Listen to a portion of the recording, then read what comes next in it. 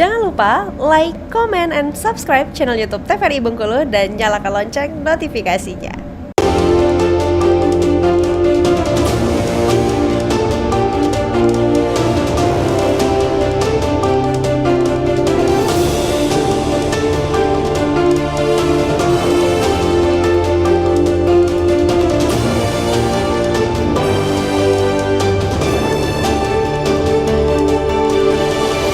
Baik, terima kasih pemirsa, masih bersama saya Kara Fahmi tentunya di Berendo TVRI Bengkulu untuk sore hari ini, dan kita masih berbincang tentang tema kita yaitu mengenai antisipasi kerusakan bukit daun Register 5, dan bersama narasumber kita ada Bang Yudi Riswanda selaku Kepala KPHL Bukit Daun Register 5 dan juga ada Bang Ali Akbar selaku Ketua Kanopi Hijau Indonesia Bengkulu. Nah, kita kembali berbincang dengan Bang Yudi dulu nih. Tapi sebelum itu kita juga masih membuka tentunya untuk line interaktif kita di WhatsApp 08111013210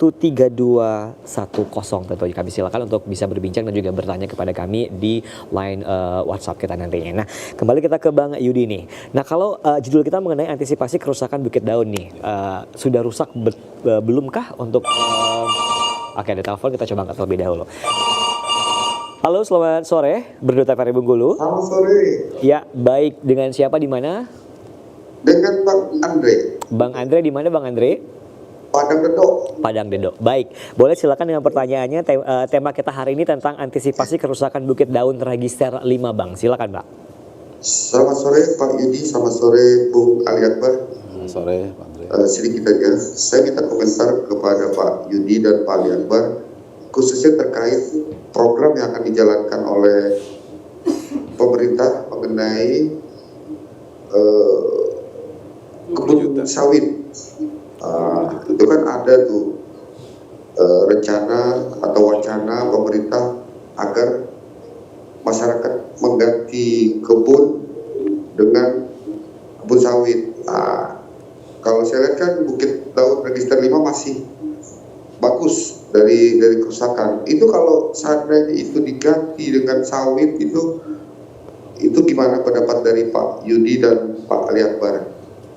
Gitu aja, terima kasih. Selamat sore. Baik, selamat sore. Terima kasih atas pertanyaannya tentunya yang di Padang Dedo tadi. Silakan Pak Yudi dulu nih. Ini selaku Kepala KPHL Bukit Daun Register 5 nih, katanya ada wacana tentang untuk penanaman kebun sawit di Register 5. Nah, ini berarti akan merusak dong ya untuk potensi dari Bukit Daun ini sendiri. Silakan, Bang.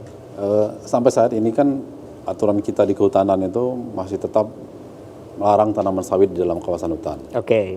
Jadi kan sekarang ini ada penanganan untuk keterlanjuran tanaman sawit dalam kawasan hutan. Jadi tanaman sawit yang sudah di atas 5 tahun, ada program jangka benah namanya. Jangka benah. Oke. Jadi sawit yang sudah terlanjur ada di tanaman, yang sudah terlanjur ada di dalam kawasan hutan, yang sudah berumur di atas 5 tahun, untuk di dalam kawasan hutan lindung diberikan izin setengah daur. Setengah daur. Kurang lebih 13 tahun. Oke, betul. Saya potong, berarti saat ini sudah ada untuk tanaman sawit di hutan lindung. Di hutan lindung Bukit Daun sudah ada, tapi jumlahnya masih sangat sedikit. Oke, baik. Ada di beberapa lokasi ada, gitu, tapi jumlahnya masih sangat sedikit. Nah, dan untuk di hutan produksi bisa 1 daur. Oke. Itu untuk program jangka benah kan, jangka benah untuk keterlanjuran tanaman sawit, bukan untuk menanam baru tanaman sawit. Oke, baik. Tapi jadi kalau untuk tanaman baru tetap tidak boleh. Oke, baik. Tapi ini kan yang dibilang sama penelpon tadi bahwa program pemerintah untuk penanaman dari sendiri itu seperti apa? Apakah program pemerintah sama peraturan pemerintah ini kan bertolak belakang atau seperti apa nih? Ya, tapi kalau program pemerintah untuk menanam sawit dalam kawasan hutan, saya belum begitu jelas itu ada apa enggak gitu kan. Memang ada simpang siurnya seperti itu, tapi selama aturan yang kalau kita kan berdirinya tetap dengan aturan. Selama aturan yang ada itu melarang tanaman sawit dalam kawasan hutan, kita tetap menjalankan aturan itu ya. Oke. Kecuali memang sudah ada aturan baru ya. Gitu. Oke, baik. Ini menarik. Boleh silakan ke pendapat dari Bang Ali Akbar. Silakan, Bang. Ya, beberapa waktu yang lalu sebenarnya Presiden Republik Indonesia Prabowo ini bikin wacana. Gitu. Iya. Bikin wacana ingin melakukan konversi 20 juta hektar hutan untuk dikonversi menjadi perkebunan sawit. Argumentasinya dangkal memang. Dia bilang kan sawit ini juga bisa melakukan fotosintesis gitu kan. Sawit itu juga tanaman gitu. Tetapi sawit itu bukan pohon. Oke. Karena berbeda gitu antara pohon dengan tanaman secara umum gitu. Dan tidak sederhana juga gitu. Karena kenapa gitu? Ada satu tanaman dia yang hanya memiliki akar serabut dan menggila kayak begitu. Dan ini kan sawit ini juga dari tanaman, bukan tanaman Indonesia, dia berasal dari Afrika sebenarnya gitu. Rakus akan air gitu, dia dibandingkan dengan wilayah tropis di Indonesia atau di hutan lindung bukit daun misalnya kita kasih contoh gitu yang memiliki keanekaragaman hayati tinggi. Iya. Jadi fungsi hidrologisnya bisa dipastikan kalau dia ditanam sawit itu hilang. Iya, betul. Jadi Fungsi nanti hutannya namanya sendiri ya. bukan hutan lindung bukit daun, tapi perkebunan kelapa sawit. Kayak gitu. Jadi kita membahas perkebunan kelapa sawit. Jangan bukan membahas perkebunan, bukan membahas hutan lindung bukit daun gitu loh. Dan saya pikir ya kalau sebagai presiden mungkin dia pikir ya apa yang dia teringat dia sampaikan gitu kan. Nah, menurut saya juga harus agak berhati-hati juga kan, karena orang ini kan apa yang disampaikan oleh pimpinan tertinggi ini kan apa menjadi ditangkap dan menjadi dialektika namanya. Betul. Dan orang berdinamika dengan itu. Mulailah orang mencari apa? Kan ada kelompok juga yang memanfaatkan apa pernyataan-pernyataan yang apa seringkali membuat terjadi kayak semacam apa kerusuhan dalam sistem berpikir gitu.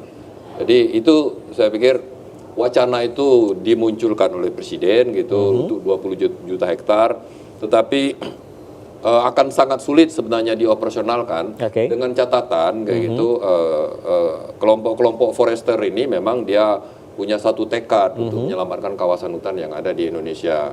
Tapi komandannya kan Raja Juli kan, menterinya kan Raja Juli. Saya nggak tahu juga kan. Nanti kalau misalnya tidak disetujui dipecatnya pula misalnya kan. Mana kita paham soal situasi politik yang ada di Indonesia ini kan. Tapi yang harus dikatakan sawit bukan tanaman hutan. Dia bukan pohon. Kira-kira kayak begitu. Dan Indonesia itu adalah kekuatannya itu di keanekaragaman hayati, bukan monokultur. Betul sekali. Nah semisalnya nih itu wacana tersebut direalisasikan tentunya. Nah ini berarti akan merusak dari fungsi hutan sendiri ya, dan alih fungsi tentunya Bang. Ya, bodoh aja menurut saya kalau misalnya itu terjadi kayak gitu ya. Jadi terlalu naif kita ini kan. Ada banyak orang cerdas dan sekarang kan sudah mulai banyak orang juga yang melakukan analisis dan bikin pernyataan ya. Perguruan tinggi bikin pernyataan ya. Terus beberapa teman-teman organisasi masyarakat sipil atau NGO atau LSM yang bidang lingkungan sudah bikin pernyataan gitu. Jadi ada banyak pertentangan gitu. Dan saya pikir pertentangan ini seharusnya mencerdaskan kita semua. Tetapi sekali lagi saya bilang, sekuat apapun gerakan yang dilakukan oleh organisasi non pemerintah atau organisasi masyarakat sipil, sepanjang tingkat kesadaran dan penolakan rakyatnya rendah, itu semuanya bisa terjadi. Indonesia ini kan ajaib ya. Jadi sesuatu hal yang biasanya tidak terjadi di negara lain terjadi di sini. Gitu. Jadi maksudku sebagai negara yang ajaib ini perlu kita secara terus-menerus gitu menumbuhkan kesadaran bahwasanya pemilik negara ini bukan presiden. Pemilik negara ini rakyat gitu. Jadi korban yang pertama kali yang akan menerima akibat dari seluruh aturan yang tidak benar itu adalah rakyatnya. Betul. Saya bagian dari rakyat itu. Baik. Karena kita dari dulu tentunya belajar tentang penanaman pohon kembali, reboisasi dan sebagainya, dan menjaga hutan. Ini kenapa kita harus merusak hutan itu sendiri tentunya ya. Baik, kita kembali ke Bang Yudi nih. Tadi saya pertanyaan mengenai kerusakan hutan yang terdapat di Bukit Daun tentunya. Ini udah berapa persen kasih untuk kerusakan hutan ini sendiri yang ada di Bukit Daun atau belum sama sekali itu seperti apa? Kalau kerusakan yang benar-benar rusak, hilang tanamannya itu hilang fungsi hutannya, hutannya kalau kita perkirakan itu sekitar 5% lah. 5%, Kalau yang sudah beralih fungsi dari hutan primer menjadi perkebunan kopi itu lebih kurang 40%. 40%. Nah ini udah termasuk angka yang mengkhawatirkan atau seperti apa ini Pak? Pada saat ini memang sudah cukup mengkhawatirkan kalau kami melihat di lapangan itu kan, karena banyak sumber-sumber mata air itu menjadi kering, terus debit air untuk kebutuhan masyarakat seperti sawah itu juga sudah mulai berkurang. Tadi yang disampaikan Bang Ali kan seperti yang di daerah air dingin itu dulu kan mereka itu bisa berkebun, karena saya daerah itu kan kelahiran orang tua saya, daerah air dingin itu. Jadi saya tahu dulu itu bisa berkebun 2 kali dalam bukan berkebun bersawah itu 2 kali dalam 1 tahun. Sekarang nggak bisa lagi hanya 1 kali dalam 1 tahun. Mereka harus bergantian air itu, berbagi air. Jadi kalau kita terus membiarkan, mungkin lama-kelamaan airnya udah nggak bisa lagi untuk mengairi sawah di daerah air dingin tersebut. Oke, berarti cukup mengkhawatirkan ya. Oke, baik. Nah, kita akan kembali pemirsa setelah jeda berikut tetap bersama kami di Berita TVRI Bengkulu.